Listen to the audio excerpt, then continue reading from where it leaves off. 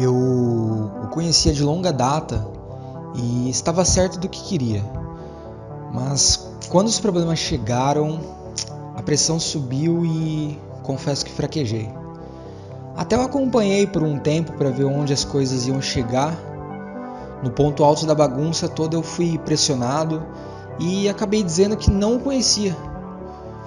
No calor do momento nem me dei conta, eu só queria me defender. Mas a pior parte foi quando eu caí em mim e vi aquele par de olhos direcionados aos meus. Foi algo devastador. Eu confesso que fiquei arrasado.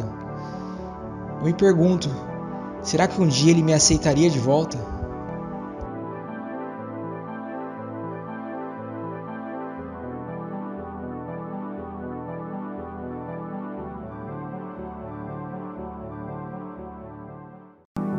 Bom dia para você que ainda não cumprimentei.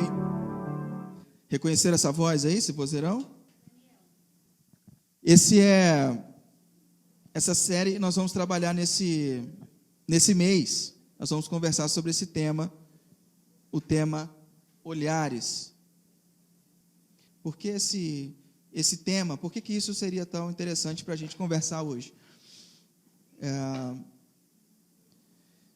Você já reparou na sua vida que em algum momento que você tenha passado por pessoas ou por situações em que o olhar que você teve para aquela situação determinou a atitude que você teria para aquilo? Você analisou a situação, se olhou de um jeito, você tomou uma decisão pautada naquilo que você viu, e aí depois você descobre que você fez tudo errado. Já aconteceu isso com você? Já aconteceu isso quando você olhou para uma pessoa, olhou para aquela pessoa, julgou aquela pessoa pela aparência ou por algo que ela fez num tempo isolado, e depois você decide, por exemplo, não ter amizade com aquela pessoa, ou decide ter amizade com aquela pessoa, depois de um tempo aquilo te devasta, te destrói, porque você se decepcionou profundamente, que não era nada daquilo que você pensava.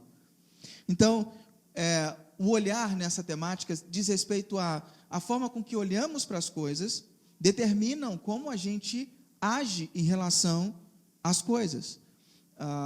E elas podem determinar como o nosso coração reage e como o nosso coração anda. A forma com que eu vejo as coisas pode determinar ou pode apontar para mim como que meu coração está, como que ele anda. Porque se eu só olho, só vejo coisas ruins, talvez tenha alguma coisa estranha no meu coração. E se eu olho para todo mundo, só vejo coisas boas, também tem alguma coisa estranha no teu coração. Pode ser que tenha uma coisa muito estranha. Então, a maneira de olhar acaba afetando a nossa vida diretamente. Na história bíblica, você tem vários momentos importantes e específicos que o olhar, ele é tido como o ponto principal de uma narrativa. Os olhares, assim como as paisagens, como montanha, deserto, vale, a gente já viu isso aqui, os olhares também, eles são usados de forma didática. Então não é narrado que alguém olhou para alguma situação, e não é simplesmente aleatório, mas elas representam momentos e situações de vida. E hoje nós vamos falar sobre olhares constrangedores, olhares que podem nos constranger. Na semana que vem nós vamos falar sobre olhares denunciadores, aqueles olhares que denunciam o que estão dentro do coração da pessoa. E na última semana da série, serão 3, nós vamos falar sobre olhares reveladores, olhares que revelam quem nós somos. Estamos prontos para seguir nesse caminho? Vamos lá? Então hoje a gente vai falar sobre esses olhares constrangedores. Há momentos na nossa vida em que arrependemos amargamente de termos feito algo ou falado algo para alguém. Muitas vezes nós cometemos nossos maiores erros quando estamos sob pressão, como a narrativa do Daniel falou aqui. A gente sofre a pressão sobe e a gente acaba fazendo uma besteira. Quem aqui nunca errou sob pressão? Levanta a mão e vem dar uma aula aqui, porque tá em falta esse negócio, né? A pressão, algumas pessoas são mais suscetíveis à pressão. Eu odeio pressão. Odeio trabalhar sob pressão. Eu trabalho mal sob pressão. Muito mal. Há pessoas que lidam bem sob pressão. Mas o custo emocional que se paga quando você tem uma pressão em cima de você é altíssimo. Então, a gente tende a falhar mais quando está sob pressão. A não ser que você for um piloto de Fórmula 1, por exemplo, ou de Fórmula Indy, que aí você tem que dirigir o tempo todo sob pressão. E a pressão faz você andar na linha. Eu lembro de uma corrida em Mônaco do Ayrton Senna, não sei se você se lembra disso, se você já ouviu falar no Ayrton Senna, né? Mas o Ayrton Senna estava correndo em Mônaco e ele estava ganhando na liderança, ele estava assim, a léguas de distância do segundo colocado, mas muito longe. E aí, de repente, vem uma ordem da equipe e diz assim para ele: Senna, desacelera, você já ganhou a corrida, faltam 10 voltas, fica sussa. O Ayrton Senna dizia, nos depoimentos dele, que ele falou assim: eu dirigi, foi o momento que eu estive mais próximo de Deus. Eu dirigia na forma automática, parecia que a pista estava toda em câmera lenta, e ele batendo recorde, volta atrás de volta mais rápida. E ele ouviu o que o pessoal do pit falou, e ele diminuiu. Quando ele diminuiu, a concentração dele baixou, ele bateu e perdeu a corrida. Se está duvidando de mim, você pode procurar no YouTube, que você tem esse relato lá, inclusive dele falando sobre isso. Então, há momentos em que você precisa da pressão, a pressão te mantém no lugar, a pressão te mantém firme, ela te mantém atento. Então, você não deve rejeitar todo tipo de pressão que vem pela sua vida. Você tem pressão no relacionamento, quem é casado tem pressão dentro de casa, quem é filho, solteiro, tem pressão dos pais, pressão da escola, pressão por nota, pressão por ser alguém, tem pressão de todo lado. Pressões não são todas ruins, existem pressões que são boas, mas a pressão que eu estou falando aqui é a pressão ruim, é a pressão que não é legal. E às vezes, nesse momento de pressão, onde você está sobrecarregado, você tem uma intenção honesta de autopreservação. O que você quer fazer? Você quer se proteger, simplesmente se proteger. Está chovendo chumbo de todo lado, todo mundo te cobrando. E aí chega aquele momento que você faz o quê? Você levanta a guarda e fala: opa, peraí, eu vou ter que sair vivo dessa história. E aí você acaba tentando se autopreservar. E aí você se defende. E nessa defesa, a gente às vezes comete atrocidade com as pessoas mais próximas da gente. Quando a gente é pressionado dentro de casa, já viu aquele rompante que você dá com a pessoa que vive com você? Você estava sob pressão, aí de repente as garrinhas saem, você crava as garrinhas. O Júnior que sabe fazer quando as garrinhas vão para o braço, né? Olha lá. Você estava sob pressão e você jogou toda a sua ira perto da pessoa que talvez mais você amava. Um pai, uma mãe, um avô, uma avó, uma esposa, um marido. Maridos sofrem com esse negócio. Esposas também. A minha sofre bastante. O Capitão Nascimento dizia: quando a pressão aumenta em casa, o pau canta na rua. Né? Em casa é diferente. Quando a pressão aumenta na rua, eu viro um monstrinho dentro de casa. Eu não sei como é que você lida com isso, mas são nesses momentos de pressão que a gente comete as maiores atrocidades, a gente magoa as pessoas, e só nos damos conta depois. Depois de muito tempo, a pessoa vem falar: não, porque naquele dia, você fala, já passou 2 anos, mas aquilo marcou a pessoa e ela traz de volta aquilo, porque foi complicado. Você tem algo assim na sua vida? Já passou por algo assim, que eu estou dando exemplos aqui? Você conseguiu se conectar com algo que tem a ver com você? Porque essa é a intenção, tem que se conectar contigo. Então, em algumas situações, nós desapontamos alguém, ou que tanto amávamos, e quando você pensa assim: cara, como eu pude fazer aquilo? Como eu pude ter esse tipo de postura? Você lembra do olhar daquele... Você já teve aquele olhar marcante de desapontamento de uma pessoa que você ama, que ela nunca esperava que você agisse daquela maneira? Já passou por isso? E aquele olhar parece que não sai da tua cabeça. Você fica sempre lembrando daquele olhar em determinadas situações. Aquilo marca você de uma maneira que você fala: nunca mais eu quero receber aquele olhar de novo. Mas você já recebeu, já está marcado, já está na tua conta, não tem jeito. E aí, só de imaginar aquele par de olhos, a gente já fica extremamente decepcionado, desapontado. Às vezes isso acontece com alguém, mas e quando isso acontece com Deus? Quando nós lidamos com a nossa vida e a gente comete sob pressão uma atrocidade grande, e que a gente imagina o olhar de Deus para nós como um olhar de desapontamento.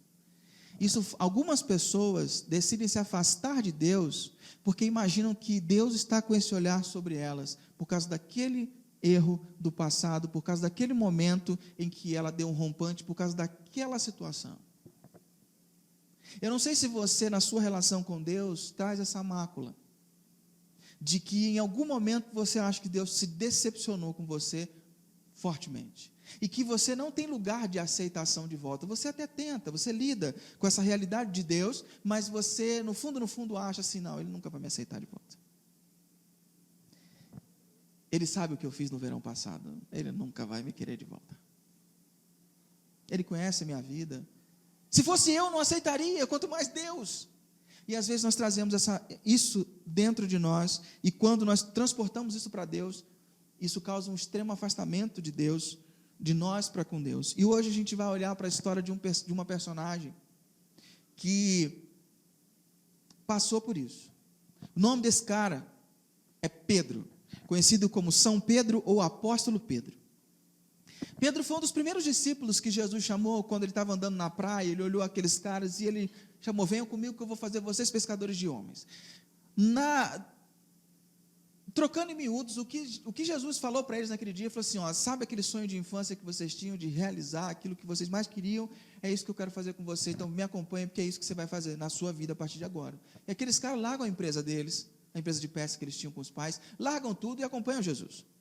E Pedro passa 3 anos caminhando com Jesus, vendo, ouvindo, vendo milagre, vendo tudo que Jesus fazia, tendo intimidade com Jesus. Jesus às vezes tinha momentos em que ele se retirava para andar sozinho com os seus discípulos, com aqueles 12 mais próximos, e Pedro fazia parte. Pedro era um dos cabeças desses 12, ele tinha uma intimidade com Jesus muito forte, tanto que na última ceia, Pedro estava lá, Pedro participava, onde só tinha o círculo mais íntimo de Jesus, Pedro estava lá. E Jesus tinha um círculo mais íntimo, nos seus 12, ele tinha os que é chamado de 3, Pedro, Tiago e João, no barquinho, brincadeira, Pedro, Tiago e João.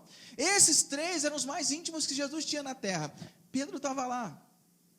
E esse cara, depois da ceia, deles cantarem uma canção, eles vão para o Monte das Oliveiras,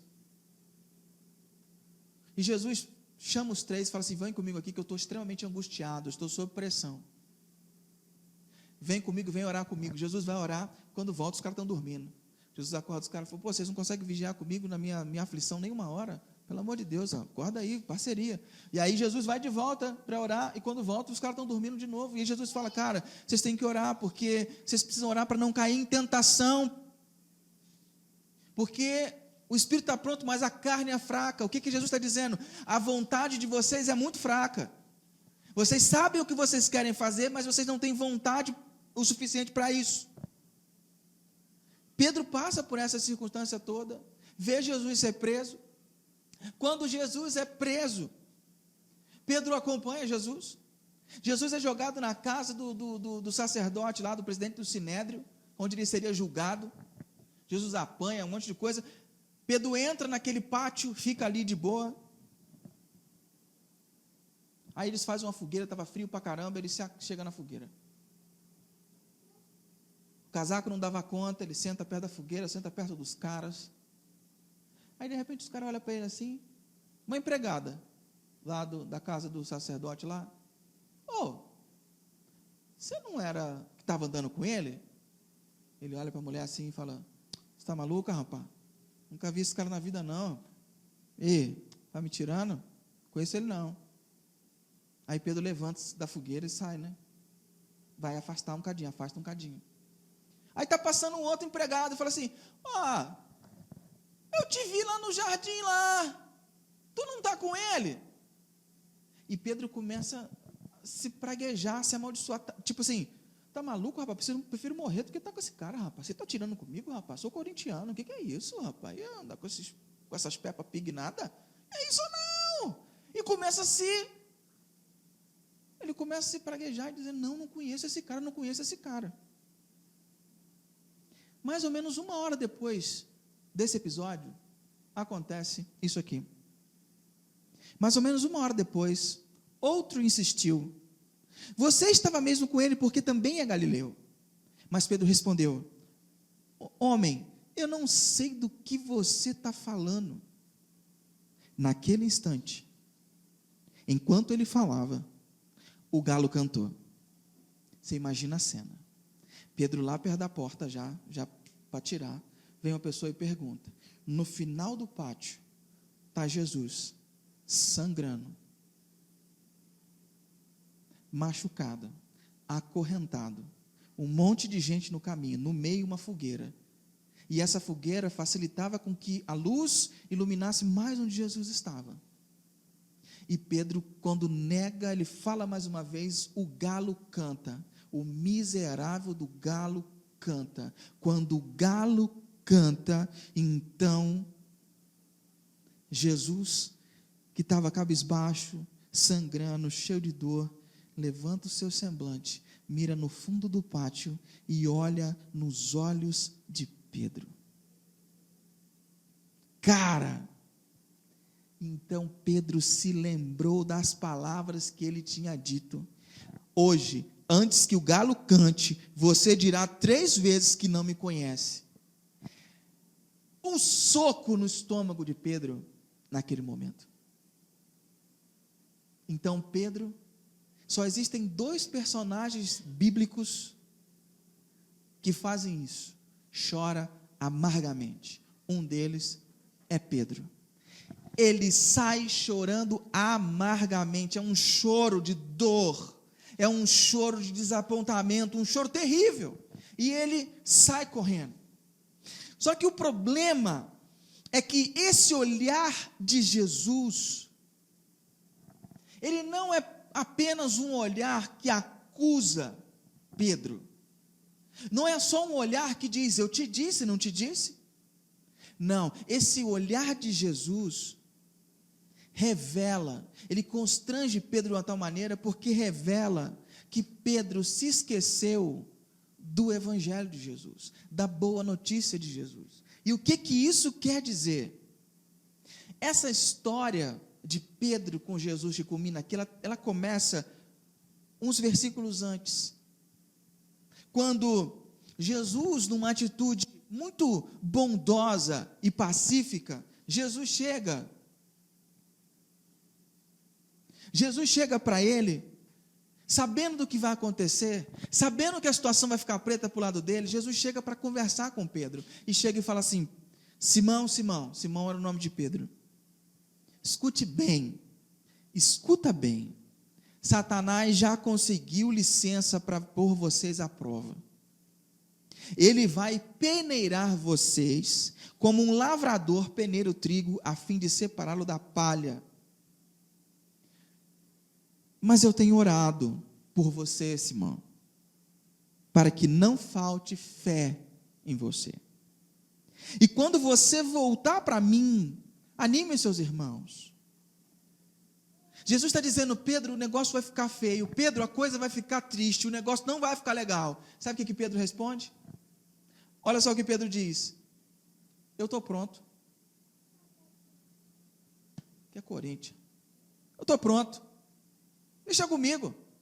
Eu bato no peito, mato na coxa e mando para o gol. Pode ficar tranquilo. Eu estou pronto para ser preso e morrer com o Senhor. Então Jesus afirmou, eu digo a você, Pedro, que hoje, antes que o galo cante, você dirá 3 vezes que não me conhece. É por causa disso que Pedro sai chorando amargamente, porque foi tão profundo. E o que acontece quando a gente se esquece do Evangelho de Jesus? A primeira coisa que acontece na nossa vida quando a gente esquece do Evangelho de Jesus é que Pedro se achava bom o bastante para manter sua relação com Deus. Pedro achava que a relação dele com Deus era mantida porque ele era uma pessoa boa, porque ele era fiel a Jesus, ele caminhava com Jesus todos os dias, porque ele fazia tudo que Jesus mandava, porque ele era um dos primeiros que tinha, ele era proativo, quando as coisas aconteciam, ele ia resolver. Ele achava que era a sua própria força que mantinha essa relação ativa. Ele fala nesse versículo que a gente leu, no versículo 33, eu estou pronto.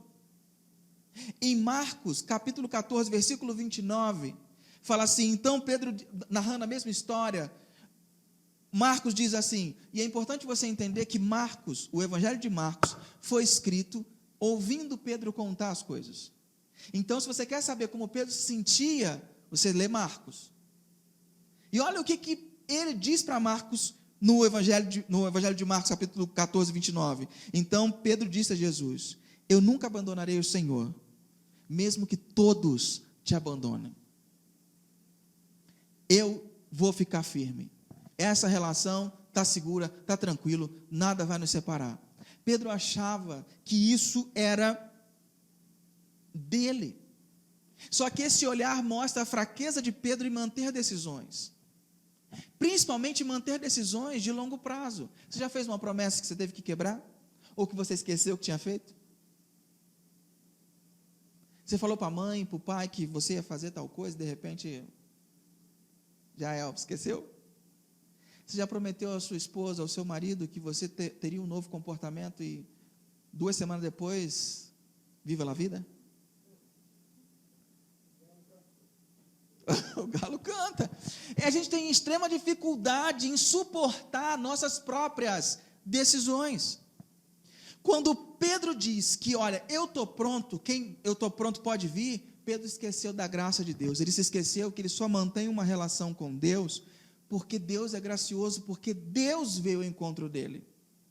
Pedro começou a se achar bom o suficiente para se manter nessa relação.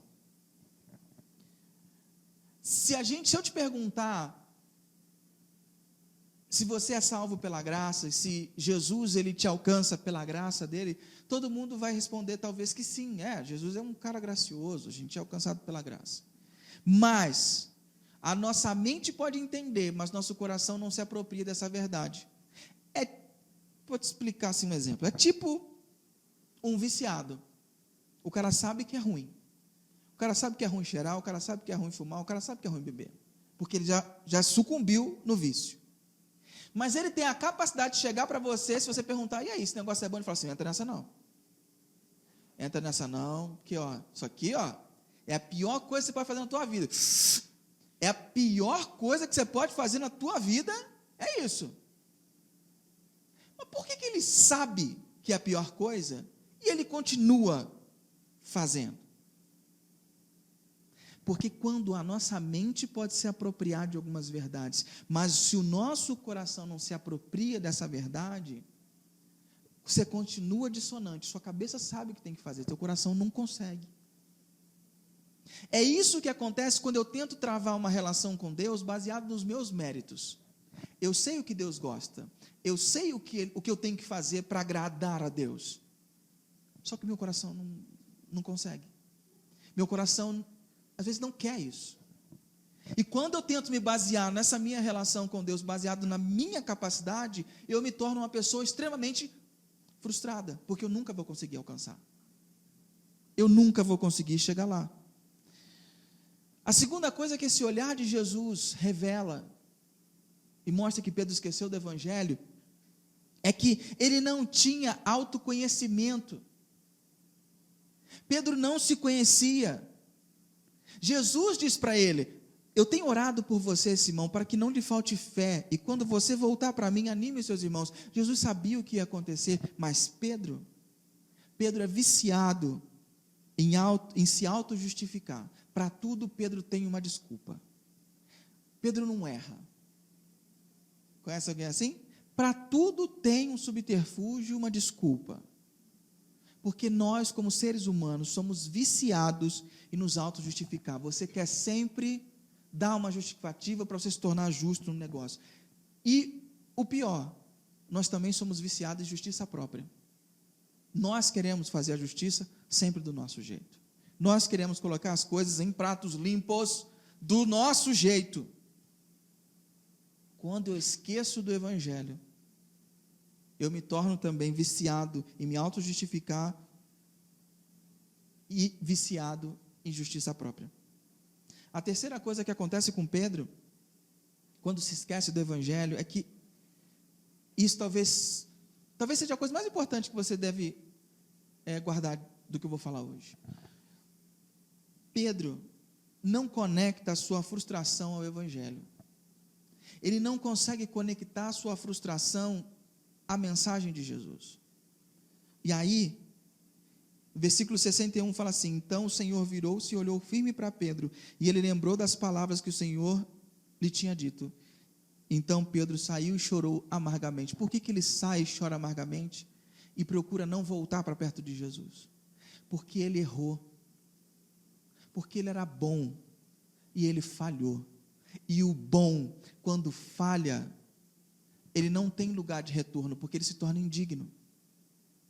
Mas se você conecta a sua frustração, os seus erros ao Evangelho, você sabe que Deus te ama e te aceita pela graça, e não porque você é bom. Então, qualquer erro que você cometa, qualquer situação que você falhe, Deus tem perdão para te dar, porque Ele ama você pela graça dEle, porque Ele é generoso, não pela sua performance, não porque você é bom. Está dando para entender? Mais ou menos, pelo menos? E quando nós nos esquecemos do Evangelho, o que acontece com a gente? Quando nós nos esquecemos do Evangelho, como Pedro se esqueceu, nós nos tornamos pessoas extremamente raivosas. E por quê? Por uma pessoa que se esquece do Evangelho, por ela ser muito boa e ser obediente a Deus, ela acha que Deus deve para ela uma boa vida, que ela não deve passar por frustração, porque ela é fiel, ela dá o dízimo, ela contribui, ela está sempre em ação social, tudo o que ela faz, então coisa ruim. Como é que Deus tem coragem de me deixar passar por isso? Como é que Deus tem coragem de não intervir e a coisa não acontecer positivamente na minha vida? Eu sou fiel.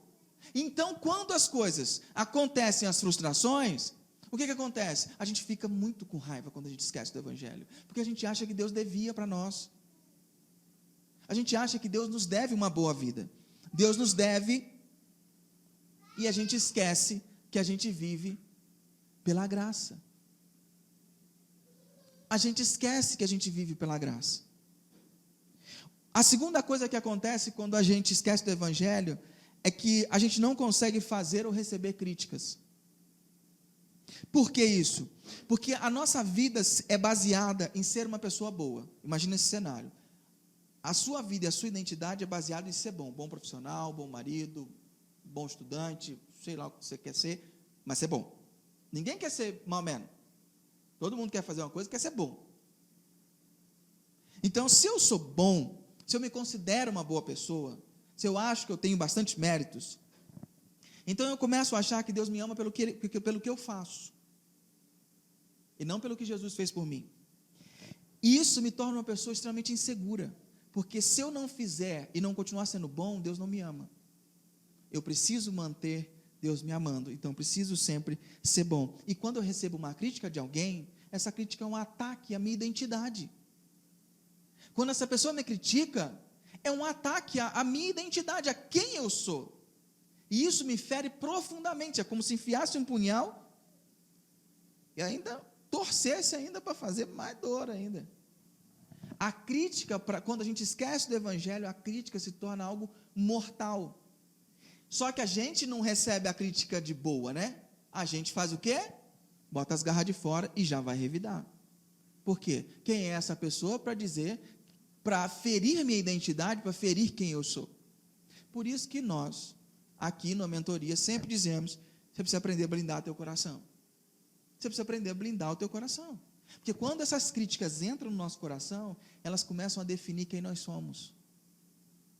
Se a crítica vem, ela para aqui fora, você avalia, pega o que é bom e desconsidera, isso não muda a sua identidade. Mas se a minha identidade é uma pessoa boa, é ser uma pessoa boa, e ela me criticou por quem eu sou, ela criticou a minha identidade. Isso faz o quê? Bateu, levou.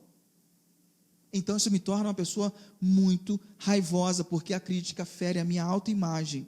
E aí eu preciso me defender.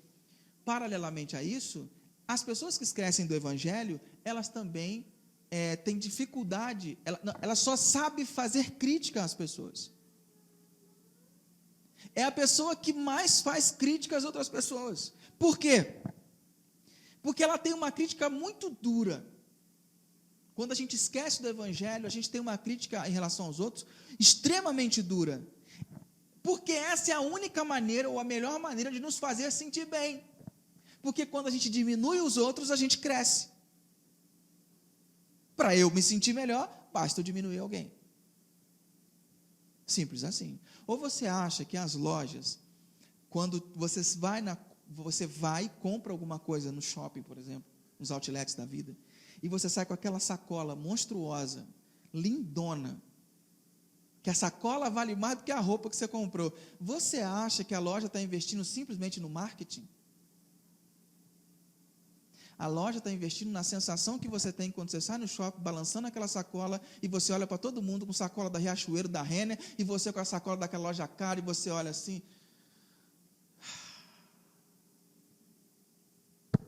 Ninguém te fala isso. Mas é verdade. Ou quando você vai na loja da Calvin Klein, aquelas lojas que tem no outlet chique aqui, que tem aqui, que você vai, mano, para prestar atenção. Por que tem um outro lado, mas por que é tão importante a camisa ter uma marca? A marca, ela tem um estudo do marketing que diz que a marca traz segurança, traz estabilidade, é ótimo, isso é muito legal. Mas tem um outro lado. Por que você topa ser outdoor da marca de alguém? Você já reparou? Que você é um outdoor da marca de alguém e você paga para divulgar por aí pelas ruas a marca de alguém? Nunca pensou nisso? Eu tinha uma professora que ela falava assim, eu não uso camisa com marca nenhuma. Eu falei, por quê, professora? Ela falou assim, porque para eu ser outdoor de alguém, precisa me pagar. A gente paga para expandir a marca dos outros. Uma vez eu fui lá no sul do país, em Brusque, onde é um centro de malha, e só tinha as camisas Falsi. Falsi. O pessoal fala que é, como é que é? Réplica. É o nome mais chique agora, é réplica. Aí eu cheguei para a moça e falei assim, eu queria essa camisa, mas tem ela sem o selinho, sem a etiquetinha? Era uma etiquetinha minúscula da Tommy. Tem? Ela falou assim, moça, não tem. Eu falei, pô, mas o tecido é tão bom, eu queria ela sem esse negócio assim. Moça, se eu fizer, não vende. Se eu fizer, não vende. Então, por isso que a gente põe o selinho. É uma coisa que está enraizada em nós. É que você nunca talvez tenha parado para estudar qual é a psicologia por trás da criação do perfume, por exemplo. Mas não vou entrar nisso não, porque isso é aula de marketing, não tem nada a ver com nós. Mas nós diminuímos as pessoas de maneira consciente ou inconsciente para nos sentirmos maiores, melhores, mas isso é só quando a gente esquece do Evangelho. E aí, a gente, no fundo, a gente está dizendo assim, eu não sou como esse tipo de gente. A Bíblia tem uma história de um cara que foi orar, dois caras, né? Um humilde lá, e o outro batia no peito e falava assim, obrigado, Senhor, porque eu não sou igual a essa gente aí. E aí, no final da história, diz, quem saiu justificado? Aquele lá. Aquela da gente aí. Por quê? Porque ele sabia quem ele era. A grande sacada do Evangelho é eu entender que eu não sou melhor do que ninguém, nem pior do que ninguém. Eu fui salvo pela graça. Então, se eu sou salvo pela graça, eu fui amado por Jesus. Se eu sou amado por Jesus, não é uma sacola que vai fazer minha identidade, não é um carro melhor que faz minha identidade. A minha identidade é feita porque eu sou amado por Deus. Eu espero que durante o restante fique mais claro. Quando a gente esquece do Evangelho, a gente faz críticas e devasta as pessoas com nossas críticas, e nós ficamos devastados quando nós recebemos críticas. Outra coisa que a gente se torna, quando a gente esquece do Evangelho, nós nos tornamos arrogantes com pessoas diferentes de nós. Nós não suportamos pessoas diferentes. Por quê? Porque nossa autoimagem não está pautada no amor incondicional de Jesus por nós. Então, é natural pegar pequenas diferenças entre as pessoas e transformá-las em superioridade moral. Então, se a fulano não tem um casamento muito adequado, eu vou me juntar com essa gente, não. Você não se relaciona com pessoas que têm defeitos, pessoas que têm dificuldades na sua vida. Por quê? Porque você se acha melhor do que essas pessoas. Você quer ver um exemplo? Se a tua autoimagem é pautada no trabalho, e você é bom no que você faz, você vai ter um olhar arrogante, você tende a ter um olhar arrogante para as pessoas que são preguiçosas. Você não suporta os preguiçosos. Por quê? Porque a sua autoimagem está pautada no trabalho. Então, se ele é preguiçoso, e pior, é quando o preguiçoso ganha igual a você, aí você quer morrer, aí ferrou. Por quê? Por que ele vai ganhar igual a mim, ou perto do que eu ganho no seu trabalho muito? Porque eu mereço mais, porque eu sou melhor do que ele. Mas no Evangelho a gente aprende que a gente não é melhor do que ninguém, nem pior do que ninguém. Então, pessoas religiosas mostram extremo desprezo por pessoas imorais, pessoas que têm dificuldades morais, ou pessoas que não são religiosas.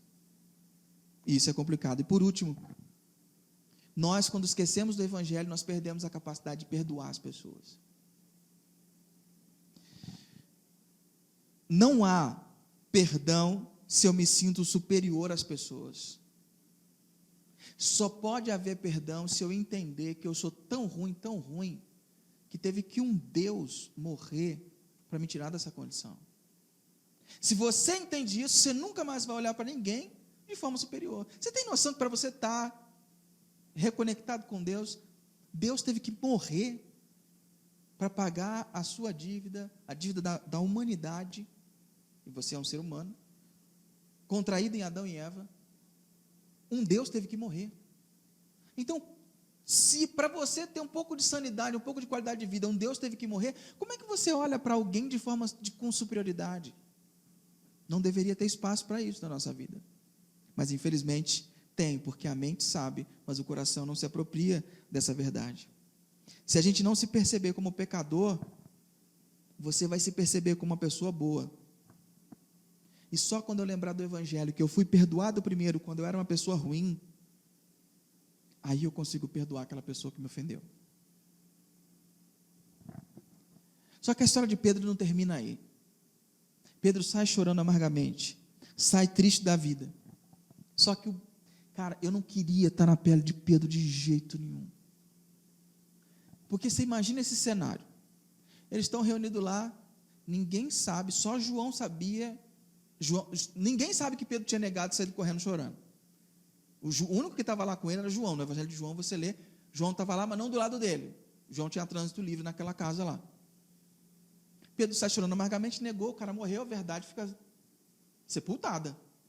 Aí Pedro está lá com os irmãos, com aquele negócio batendo no coração dele. Cara, o que eu fiz? Aquele par de olhos na lembrança dele, mas está com os irmãos. De repente, as mulheres de manhã, cedinho, vão no túmulo cuidar do corpo de Jesus, elas voltam com a notícia e falam assim, cara, o corpo dele não está mais lá. O corpo dele não está mais lá, e ele falou que ia ressuscitar. Pedro sai na disparada, Pedro e João saem correndo. Pedro sai correndo, João para na porta, Pedro entra no túmulo vazado, ele entra, ele mexe nos panos, ele fala, não está aqui. Eu imagino Pedro pensando, ferrou. Ele voltou, velho. Agora ele vai acertar as contas comigo. E Jesus tem um senso de humor maravilhoso. No Evangelho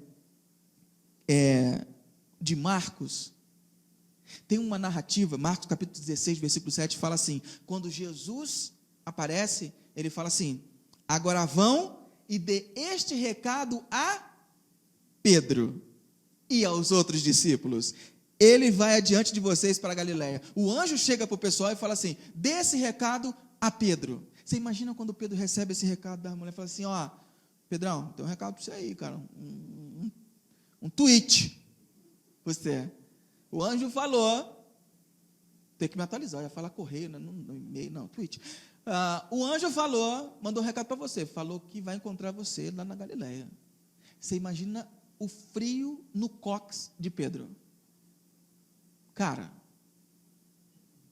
eu tinha vazado, filho, só que Pedro tinha uma imagem para sustentar, a galera não sabia o que estava acontecendo, ninguém sabia, mas Pedro sabia, e o coração do bicho, vamos para Galileia, todo mundo, vamos.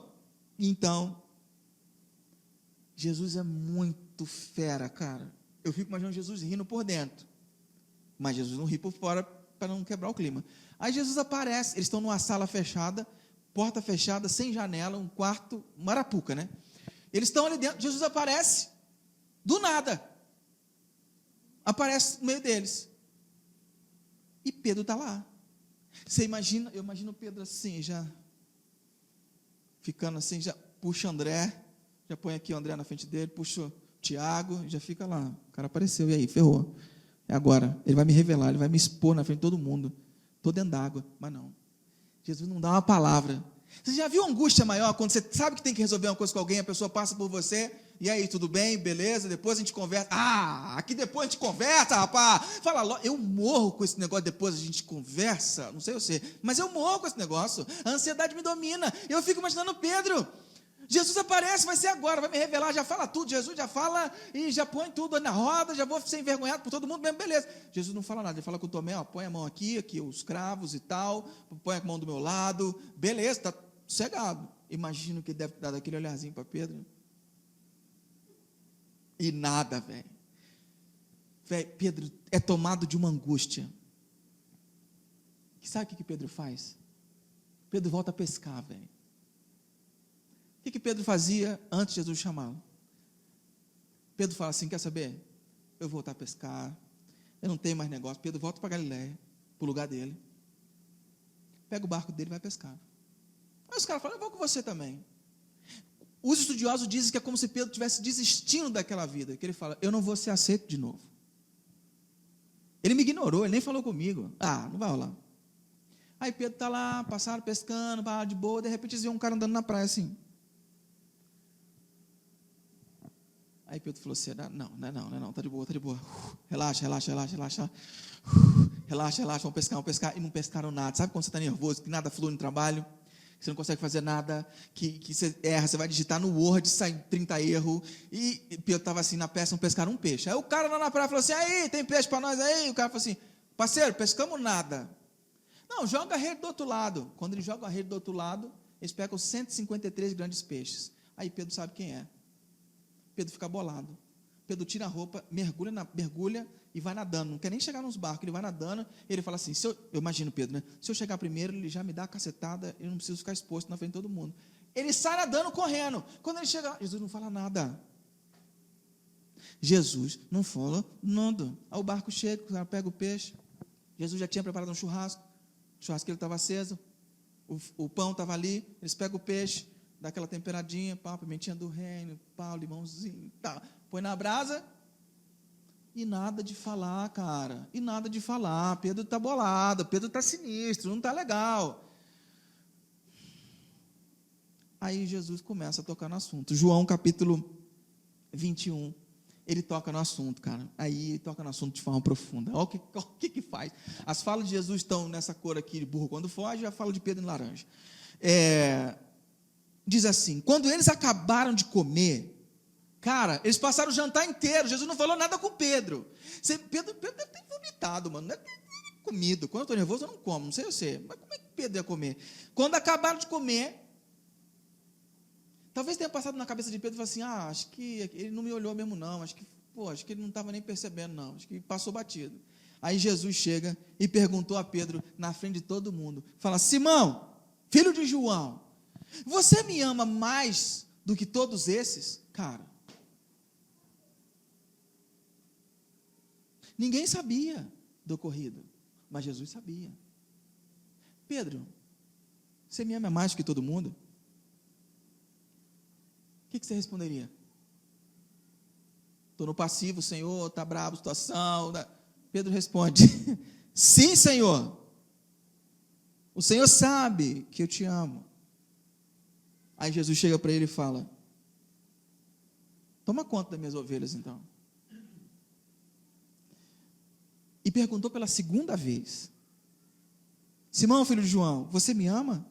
Pedro respondeu, sim, o Senhor sabe que eu te amo, Senhor. Então Jesus disse outra vez, toma conta das minhas ovelhas. Cara, se eu sou João, já ia ficar bolado. O que Jesus está perguntando? O que está acontecendo? Tem alguma coisa no ar? A galera já deve ter ficado se entreolhando, bolado.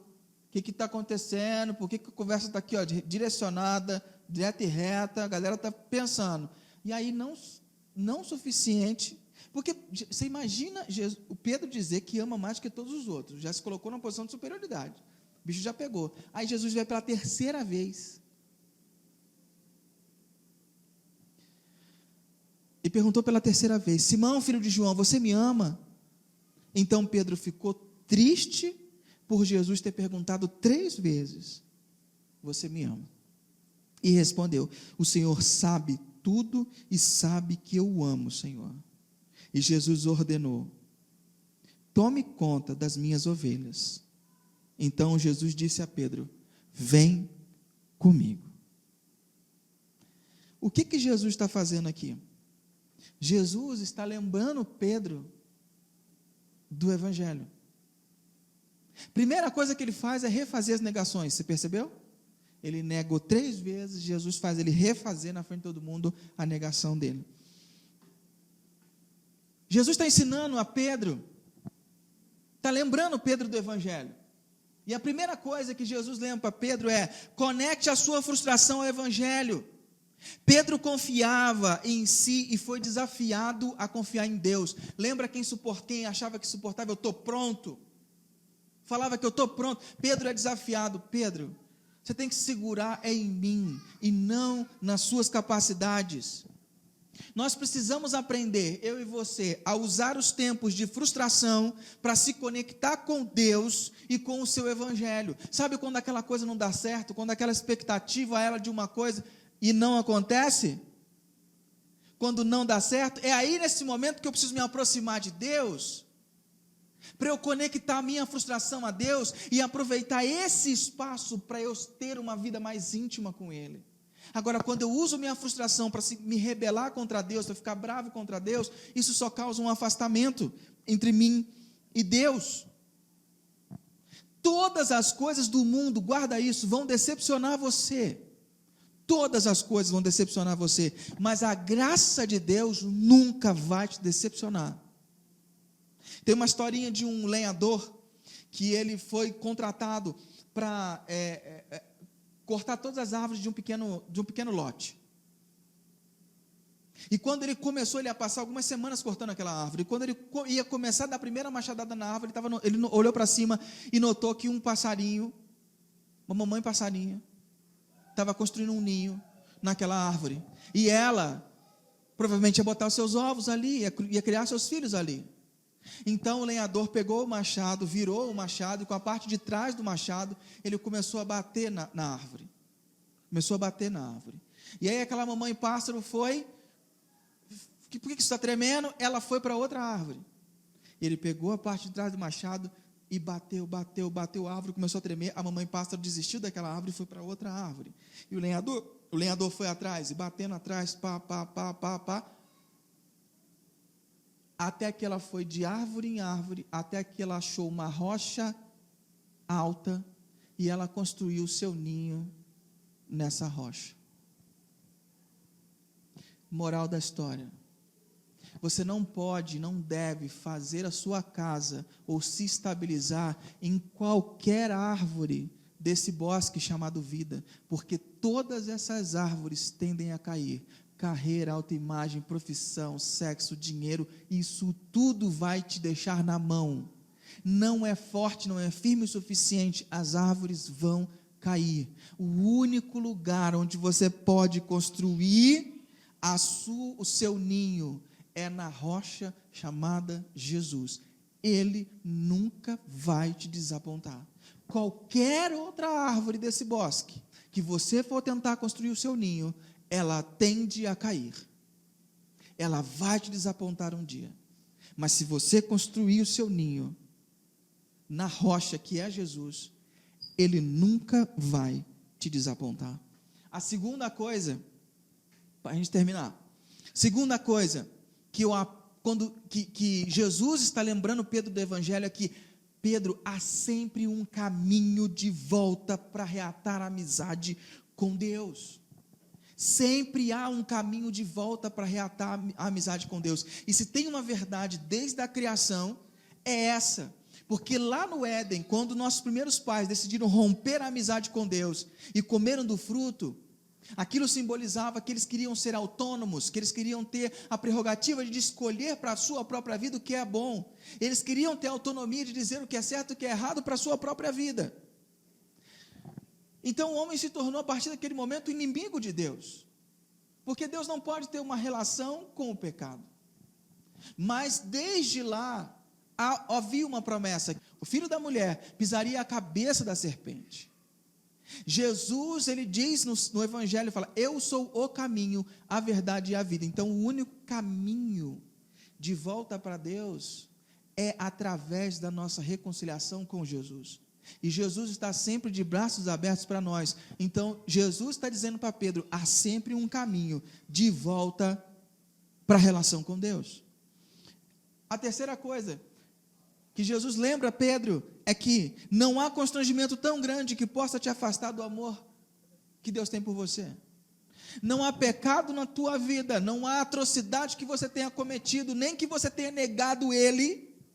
Não há ambiente em que Jesus não esteja, não há cenário em que Ele não esteja de braços abertos dizendo, filho, vem andar comigo, filho, vem andar comigo, filho, vem caminhar comigo. Paulo diz, de uma outra forma, diz que nada nos separaria do amor de Deus por nós, que está em Cristo Jesus, não é a altura, nem profundidade, nem largura, nada nos separaria desse amor, não tem como. Então, não há tragédia na tua vida, pecado tão profundo ou escabroso, que não tenha conserto. Não tem. Sempre, independente do que você fez no seu passado, há sempre um caminho de volta. E por último, a restauração de Jesus, da amizade, ela é plena, tanto que Ele confere responsabilidade a quem Ele restaura. Jesus não perdoa igual a gente faz assim, não, eu perdoo, mas também quero longe de mim. Não, quando Jesus perdoa, Ele traz de volta para o convívio. Quando Jesus perdoa você do seu pecado, tudo que você possa ter imaginado ser feito, não é o teu passado que vai determinar a distância que você vai estar dele, sim, o amor dele por você. E se depender do amor dele, você vai estar junto e misturado. E olha o que ele faz. Na linguagem que eu usei da Bíblia, não dá para perceber a diferenciação, mas primeira vez ele fala assim, apacenta as minhas ovelhas. E a terceira vez ele fala, esse apacenta as minhas ovelhas, que ele repete 3 vezes, na primeira vez, ele está dizendo assim, alimente os meus cordeirinhos. A segunda vez ele fala, apacente as minhas ovelhas, cuide das pessoas. E a terceira vez ele fala, alimente as minhas ovelhas. O que ele está dizendo assim? Pedro, você vai encontrar durante a sua vida pessoas de diversos estágios da vida cristã. Eu quero que você tenha paciência com elas da mesma forma que eu tive paciência com você. Eu quero que você invista tempo nelas da mesma forma que eu investi com você. E eu quero que você caminhe com elas do mesmo jeito que eu caminhei com você. Independente se ela é pequena, se ela é média, se ela é grande, se ela já caminhou, se ela não caminhou, eu quero que você transmita isso. E quando ele fala, vem comigo no finalzinho, é o que ele está dizendo, caminhe ao meu lado, copie a minha vida. Então, Jesus confia tanto em Pedro e confia tanto em nós, que ele fala assim, eu tenho uma missão nesse mundo, e eu divido ela com você. Não é o teu erro que te exclui da minha presença. Eu gosto de você, eu confio em você, eu quero te ensinar o lado bom da vida, eu quero te ensinar você a ter uma vida plena, uma vida de verdade. Então vem andar comigo, vem fazer discípulos comigo, vem ter proximidade comigo, copie a minha vida, vem estar perto de mim, vem fazer a oração da manhã, a oração da noite, vem estar comigo. É isso que ele está chamando. Então, querido, na vida de Pedro, o resgate e a forma de relembrar foi numa praia onde o acerto de contas foi feito. Talvez hoje, aqui seja a sua praia, aqui seja o seu momento, o lugar de acerto, o lugar de encontro, o lugar de receber o perdão e talvez reatar sua amizade com Deus, de ligar suas frustrações ao Evangelho, de mudar o seu mindset e começar uma nova jornada. Talvez seja esse o convite que Deus está fazendo para você nessa manhã.